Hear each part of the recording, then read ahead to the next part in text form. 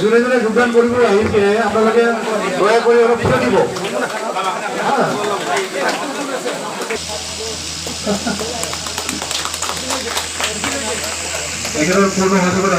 এইটো হ'ল যে প্ৰমোদ বড়োৰ নিউজ ৰুম আৰু প্ৰলোভন আৰু মিথ্যাচাৰৰ যিটো চৰকাৰ চলোৱা ইয়াৰ পৰিণাম আজিৰ দিনত BTC অঞ্চলৰ ৰাইজে বুজিবলৈ সক্ষম যে প্ৰমোদ বড়ো নিচা আৰু প্ৰলোভনেৰে ৰাজনীতি চলাই আছে বা চৰকাৰখন চলাই আছে। এইটোকে এই চৰকাৰৰ প্ৰতি ৰাইজৰ কোনো আস্থা আৰু বিশ্বাস নাই। এইটোকে BPF দলত যোগদান কৰাটো আচৰিত কথা নহয়। আজিৰ দিনত BPF মুখী BTC-বাসী ৰাইজে BPF মুখী হৈ আছে। চব BPF-ত যোগদান কৰাৰ ইতিমধ্যে পৰিৱেশ এটা সৃষ্টি হৈছিল। কাৰণ BPF-ৰ বাহিৰে ইয়াত সঠিক চৰকাৰ চলাব পৰা আৰু ৰাইজক সঠিকভাৱে একত্ৰীকৰণ কৰি পেলাই ৰাইজৰ কাম কৰিব পৰা, উন্নতিৰ কাৰণে কাম কৰিব পৰা চৰকাৰ যদি বনাব পাৰে তেতিয়াহ'লে একমাত্ৰ BPF দলৰ চৰকাৰখনকে ৰাইজে বিচাৰি আছে। গতিকে আজিৰ দিনৰ যিটো যোগদান কাৰ্যসূচী আচৰিত কথা নহয়, আহিবই। কিন্তু চৰকাৰ চলি আছে UPPL আৰু BJP এলায়েন্সত, কিন্তু যোগদান কৰিছে BPF। সেইটোৱেতো কৈছোঁ মই যে প্ৰমোদ বড়োৰ যিটো মিছ গভাৰ্নেন্স আৰু ফ'ৰ্চ গভাৰ্নেন্স মানে স্মুথ গভাৰ্ণিং কৰিব পৰা নাই, ভালকৈ চলাব পৰা নাই। মানে গুড গভাৰ্নেন্সৰ নামত, পৰিৱৰ্তনৰ নামত তেওঁ এটা শেষ ভাওনাহে চলাই আছে, শেষ ভাওনা এটা চৰকাৰে চলাই আছে। ইয়াৰ প্ৰতি কোনো ধৰণৰ মানে বিশ্বাস নাই আৰু ৰাইজে আস্থা হেৰুৱাই গৈছে। সেই হেতুকে BPF দলত যোগদান কৰাটো নেচাৰেল কথা, প্ৰাকৃতিক। প্ৰায় আহিব, বহুত BPF-ত আহিব আৰু BPF-ৰ যোগদান কৰি পেলাই BTC-ত শান্তি সম্প্ৰীতি আৰু উন্নয়নৰ ক্ষেত্ৰত কাম কৰিবলৈ আগবাঢ়ি আহি আছে। ছাৰ, যিহেতু মঠনজয় সমষ্টিটোত যিটো BJP যিটো বৰ্তমান স্পষ্ট আছে না তাৰ হাততে, কিন্তু দেখাব পাৰে ই এটা ৰাজনীতিক প্ৰপাগাণ্ডা। সি মাজে মাজে সিটোকে ভাষা আৱাজ দি থাকিব, ভাষা আৱাজ দি থাকিব। তেওঁ ক'ব 6 মাহৰ ভিতৰতে BPF হেড, কয় 6 মাহ গ'ল, BPF ক'ত হেড? BPF-ক শেষ কৰিব পাৰে নেকি? BPF কেতিয়াও শেষ নহয়, BPF থাকিব।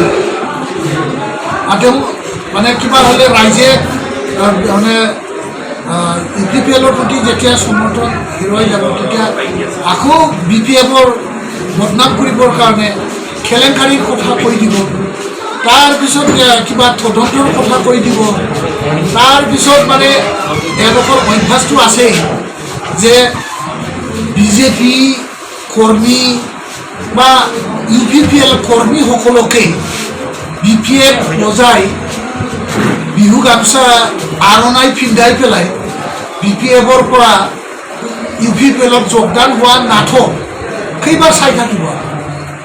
এই 2-3 দিন আগত মুছলপুৰত পটুৱাবাৰী তেওঁলোকে চেল্ফ হেল্প গ্ৰুপৰ মানুহ, PMAY বেনিফিচিয়াৰীসকলক, BJP-ৰ কৰ্মীসকল, UPPL-ৰ নিজৰ কৰ্মীসকলকে আৰণাই আৰু বিহু গামোচা পিন্ধাই পেলাই BPF-ৰ পৰা 3029 জন UPPL-ত যোগদান কৰিছে বুলি এটা নতুন দোকান খুলিব।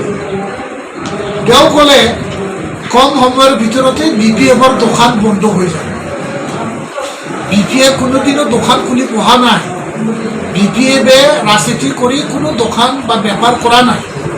প্ৰমোদ বড়ো এই BJP UPPL-ৰ কৰ্মীসকলকে আৰণাই আৰু বিহু গামোচা পিন্ধাই মুছলপুৰত যে নতুনকৈ এটা বেপাৰৰ দোকান খুলিলে, এই দোকানখনত বিক্ৰী নহ'ব, বিক্ৰী পাত্তা নাই।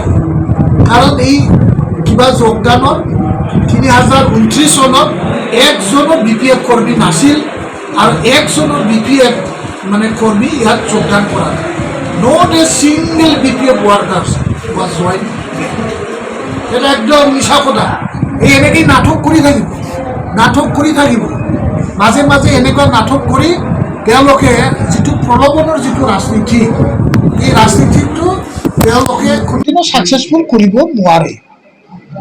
আজি কাৰ্যসূচী যিটো আপোনাৰ দৈনিক প্ৰগ্ৰাম আছিলে, আজি এইটো যেনিবা দৈনিক প্ৰগ্ৰামত কিমানজন দৈনিক বন্ধু? ইয়াতে মানে more than 500।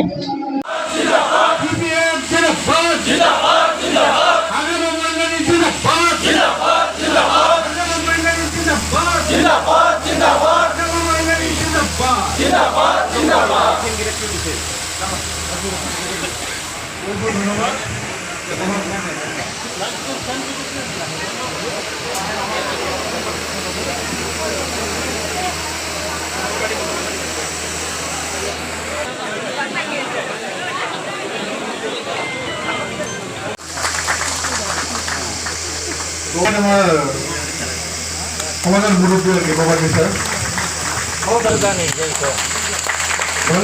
সভাপতি আছিলে তুৰণ বাও,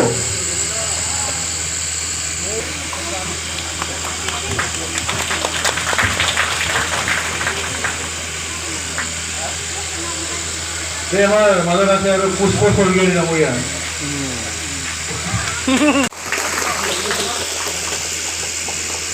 সাহেব আছেন না কমিটির সম্পাদক সাবর দাস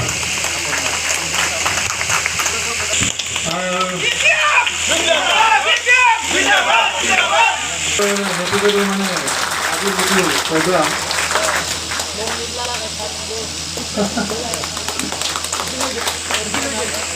এখানে পূর্ণ হিসেবে আজির প্রোগ্রামকে আপনারা মনে করেছেন।